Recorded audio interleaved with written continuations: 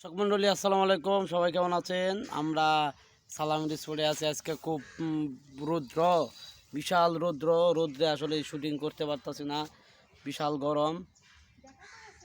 এই যে আমাদের বড় ভাই নয়ন ভাই, ভালো একজন অভিনেতা, তার বাড়ি হচ্ছে গফরগাঁও, ডাহাইত এলাকার লোক।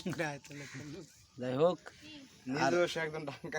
নিজেও একজন ডাকাইত। হ্যাঁ, তার সে উপস্থিত করছে। বর্তমানে বাসস্থান হচ্ছে জামগড়া নাকি ঢাকা মিরপুর। যাই হোক, ইদানিং মনে করেন যে গফরগাঁও ডাহাতি মাঝি করে মিরপুর এলাকায় ঢুকছে। আপনারা সবাই সাবধান। আমার পাশে দেওয়ার চিন্তা ভাবনা। এদিকে না হোক, দিয়ে না হোক, চলো বাবু।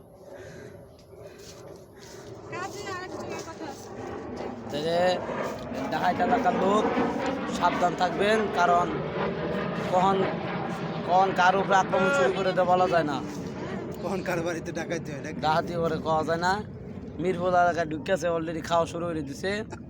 তো যাই হোক, ডাকাইত এলাকার লোক, গফরগাঁওয়ের লোক, আমরা জানি দেখবেন ধরে খালি বাইন্দে পিটাইবেন, না পারলে আমারে কইবেন। আর এই লোকের বাপরে তো দেখছেন আপনি, ডাহাইতের মতো চেহারাটাই দেওয়া যায় পুরা। আমি ফোন দিই তো যাই হোক, মিরপুর কিন্তু ঢুকে আছে ডাহাইত কিন্তু মিরপুর ঢুকে গেছে। বর্তমানে মিরপুর থাকতেছে, সাবধান সবাই। আর দাও কাতরা বডি টুডি এগুলো সাবধানে রাখবেন। হ্যাঁ, আবার এগোর একটা অভ্যাস খারাপ, ওরা মারামারি করে আতে খালি ধাক্কা মারে হারা যায় ট্রেনে, তার কোনো কাম নাই। কামই এইটা, মানে কথা কইলে ধাক্কা মারবো। ট্রেনে উঠলে টিকিট চাই না নাকি? ট্রেনে উঠলে টিকিট চাই না, টিকিট চাইলে রাগুড়ে টিকিট দেয় না, টিকিট চাইলে মাথা গরম হয়ে যায় নাকি? হ্যাঁ, না আমার চোখের সামনে ভাই, আমি তো আমার ভাই তোমার আমি তো গফরগাঁও যেতাম, যাই বাজে ভাড়া নামছি না। এক সারা মনে করেন যে শ্রীপুর গেছে কাম করতে, বেটা বেটা কাম কাজ পায় না, আবার আয়া পড়তেছে কাশি আর হচ্ছে ব্যাগ স্যাগ লই আইছি। হ্যাঁ বন দাদা বন, কাশি লই আইছে।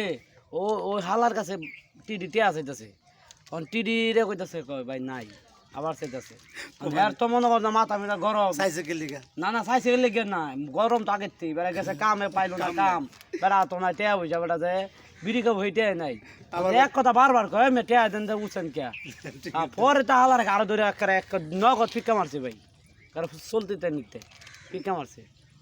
আমাকে বড় ভাই, আমি খারে বড় ভাই বহে না, আমি তো ডরাইছি, আমি বই রয়েছি বেড়া খারা রয়েছি ভাই বসে।